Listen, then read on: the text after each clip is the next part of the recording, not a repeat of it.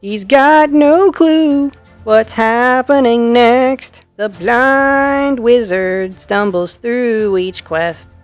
Magic's wild, memories hazy, but trust the vibe even if it's crazy. He's got a friend, she's small but wise. The prediction princess, the theories will arise. No spoilers, just fate. Let the story unfold. Blind reactions with a heart of gold. Hello YouTube, the Blind Wizard here. We are back with the next 2 episodes of Avatar: The Last Airbender, Book 1. I don't need a note from the boss this time. I know where we're at. Last time we had the douchebag named Jet and the episode with pirates and trying to get a waterbending scroll. Don't remember if we actually got that scroll or not, but we'll see where we're going from here. I feel like we kind of need to get going to the North Pole to find those waterbenders so that the Avatar can learn waterbending. I mean, ever since we found out about Sozin's Comet, they only have 4-5 months. No pressure or anything. So in any case, I'll see you in the post-episode discussion. And abracadabra, alakazam. Alrighty, post-episodes discussion time. And woo, what a batch of 2 episodes. The first one is kind of your standard kids show kind of story. 2 opposing groups. I mean, the episode is literally called The Great Divide. And yes, it's referring to a canyon, but it's also a metaphor for the Great Divide between people. And it starts off really simple. It's just Katara and Sokka with chores. Something tiny. But then it escalates into an actual problem between a clan, well, 2 different clans that have been feuding for a century over different versions of the same story. And it's the classic Aang is the Avatar. He has to be the mediator of the situation. Only for both of them to have been pretty awful in their circumstances. But also they learned something because of their circumstances. And then Aang had to pull through with a crazy story about their ancestors. But then at the very end he was like, I made it up. Come on, Aang. Like, it was very reasonable that you could have known the 2.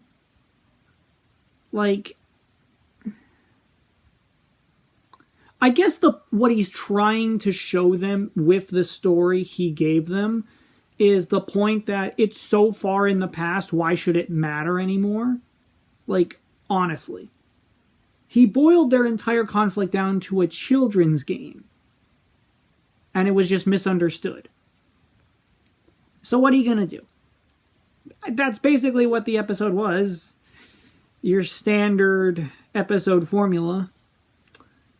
But the other episode is way more interesting in my opinion. The Storm.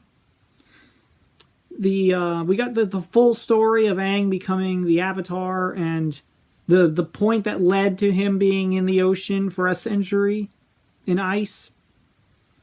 And how he didn't know how he felt about becoming the Avatar, and because of the Airbenders, monks, trying to force him into like training and readiness and like for the Fire Nation and whatever, they kind of pushed too much on Aang, and he decided to run away. And he kept being haunted by the past. Whereas Katara had to remind him, you are here in the present now. You give people hope. You do what you do because you're the Avatar. You don't need to keep worrying about the past. But the other thing we got in the episode, which I think is even more amazing, is the real backstory for Zuko. We knew he was banished by his father, the Fire Lord. What we didn't know was the whole story behind it. Zuko was just a... what's the word? He was energetic, he was curious, he was impatient about, wanting to learn about becoming the leader of the Fire Nation. And so he spoke out of turn in a meeting for war. And it led to a duel that he had to face his father, the Fire Lord, but because he refused to fight, he was branded with torture and suffering and banished with a fool's errand, basically, to find the Avatar. Meaning, as far as the Fire Lord was concerned, he sent his son on a fool's errand that would basically be the death of him. Because how was he supposed to know the Avatar would actually make a reappearance? And it shows at the end that Zuko did care about his crew. He was just being a little high-strung. So I think the episode is way more crucial, but once again, I know things about Zuko. I can't help it. The internet just has so much they want to talk about with Avatar. I'm trying to catch up, okay? But in any case, thank you all so much for watching. Hope you liked it. Hit the like button, subscribe, share the video with a friend. Make sure you join the Patreon, and make sure you get those notifications when we're live over on Patreon. You won't want to miss it. And speaking of being notified, keep your notifications on, because as always, I will see you in the next one. Goodbye.